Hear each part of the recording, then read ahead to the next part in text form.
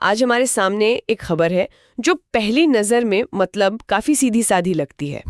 Western railway और उनके कर्मचारी संघ के बीच एक मीटिंग हुई और कुछ अच्छे फैसले लिए गए, बस। लगता तो ऐसा ही है। लेकिन जब हमने इस खबर के परतों को उधेड़ना शुरू किया तो इसके अंदर से काफी दिलचस्प चीजें निकली। बिल्कुल। आज हम 12 फरवरी 2026 की इंडिया टाइम 24 न्यूज की एक रिपोर्ट का विश्लेषण कर रहे हैं। और हमारा मिशन ये पता लगाना है कि ये खबर असल में है क्या। जी, क्या ये सिर्फ रेलवे कर्मचारियों के लिए एक अच्छी खबर है या फिर इसमें आम जनता के लिए भी कोई बड़ा संकेत छिपा है? तो चलिए इस खबर की गहराई में उतरते हैं और देखते हैं कि हेडलाइन के पीछे की असली कहानी क्या है। चलिए। तो सबसे पहले ये खबर है क्या। इंडिया टाइम 24 न्यूज के रिपोर्ट के मुताबिक वेस्टर्न रेलवे मजदूर संघ यानी WRMS और रेलवे प्रशासन के बीच रतलाम में एक मीटिंग हुई। जी, इसे PNM बैठक कहा गया है। हाँ, और रिपोर्ट में लिखा है कि माहौल काफी सकारात्मक था। और यहाँ पर हमें एक सेकंड के लिए रुकना चाहिए। ये PNM बैठक कोई मामूली चाय पानी वाली मीटिंग नहीं होती। अच्छा। इसका पूरा नाम है परमानेंट नेगोशिएटिंग मशीनरी। ये भारतीय रेलवे जैसे विशाल संगठन में मैनेजमेंट और यूनियनों के बीच बातचीत का एक स्थापित और बहुत बहुत महत्वपूर्ण तंत्र है। ओह, तो ये एक फॉर्मल चैनल है। एकदम। और जब ये बैठकें सफल होती हैं, जैसा कि यहाँ बताया जा रहा है, तो इसका मतलब होता है कि सिस्टम काम कर रहा है, शिकायतों को सुना जा रहा है और शायद हड़ताल या बड़े प्रदर्शन जैसी नौबत आने की संभावना कम है। बिल्कुल सही। अच्छा, तो ये अपने आप में एक अच्छी खबर है कि बातचीत का चैनल खुला हुआ है और काम कर रहा है। तो इस सफल बैठक से निकला क्या? रिपोर्ट में 3 मुख्य बातें बताई गई हैं। जी। पहली, 140 नए ट्रेन मैनेजर के पदों पर भर्ती को मंजूरी मिली है। नई नौकरियां। दूसरी, रेलवे मंडल के 51 रोड साइड स्टेशनों पर RO वाटर प्योरीफायर लगाए जाएंगे। ठीक है। और तीसरी, जो शायद सबसे ज्यादा ध्यान खींचती है, रतलाम के मंडल अस्पताल में ICU बेड की संख्या 4 से बढ़ाकर 12 कर दी जाएगी। यानी सीधे 3 गुना। हाँ, 3 गुना। सही। तो मोटे तौर पर देखें तो ये कर्मचारियों के लिए नौकरी, बेहतर सुविधाएं और बेहतर स्वास्थ्य सेवा का एक पैकेज लगता है। ये क्लासिक उदाहरण है कि कैसे कर्मचारी संघ अपनी मांगे प्रशासन के सामने रखते हैं और बातचीत के जरिए समाधान निकालते हैं। ठीक है, अब एक एक करके इन घोषणाओं को समझते हैं। 140 ट्रेन मैनेजर की भर्ती, ये तो सीधा साधा लगता है, नई नौकरियां आ रही हैं। हाँ। लेकिन क्या ये सिर्फ नौकरियों का सवाल है या इसका असर हम जैसे यात्रियों पर भी पड़ेगा? ये बहुत अच्छा सवाल है। मतलब क्या ज्यादा ट्रेन मैनेजर होने से ट्रेनें ज्यादा समय पर चलेंगी या सुरक्षा बेहतर होगी? देखिए, सीधे तौर पर तो ये रोजगार बढ़ाने का एक कदम है, लेकिन इसका अप्रत्यक्ष असर जरूर पड़ता। अच्छा।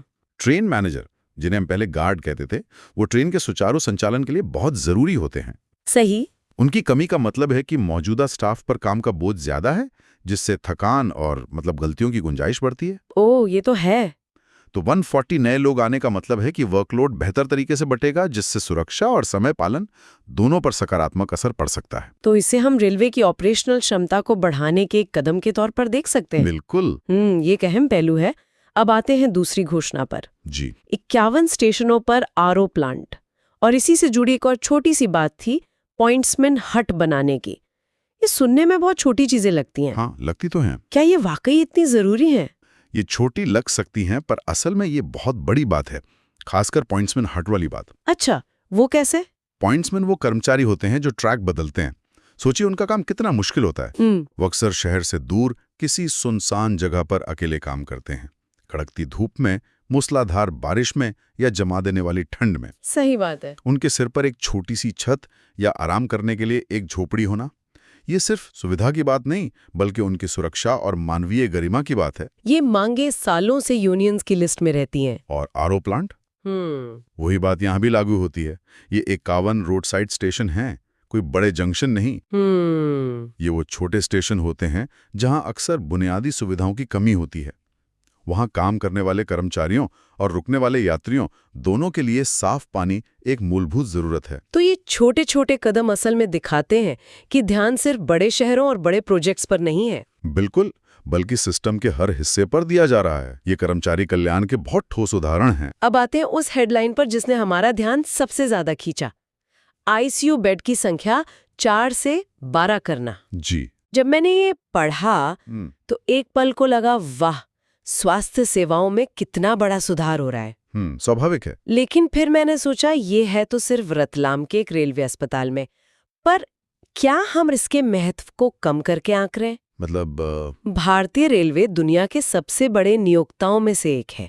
अगर वो अपने लाखों कर्मचारियों के लिए स्वास्थ्य सुविधाओं को इस तरह अपग्रेड करना शुरू कर दे, तो क्या ये अपने आप में एक राष्ट्रीय ट्रेंड नहीं बन सकता? यहीं पर संदर्भ बहुत महत्वपूर्ण हो जाता है। आपका सवाल बिल्कुल जायज है, लेकिन हमें जमीनी हकीकत को भी देखना होगा। ये फैसला रेलवे के मंडल अस्पताल के लिए है। इसका सीधा और पहला फायदा रेलवे कर्मचारियों और उनके परिवारों को ही मिलेगा। अच्छा, ये रेलवे के अपने आंतरिक इंफ्रास्ट्रक्चर को मजबूत करने का कदम है। ठीक है। अब इसे राष्ट्रीय परिप्रेक्ष्य में रखते हैं। मेडिकल बायर की एक रिपोर्ट के अनुसार भारत में लगभग 3 लाख आईसीयू बेड है।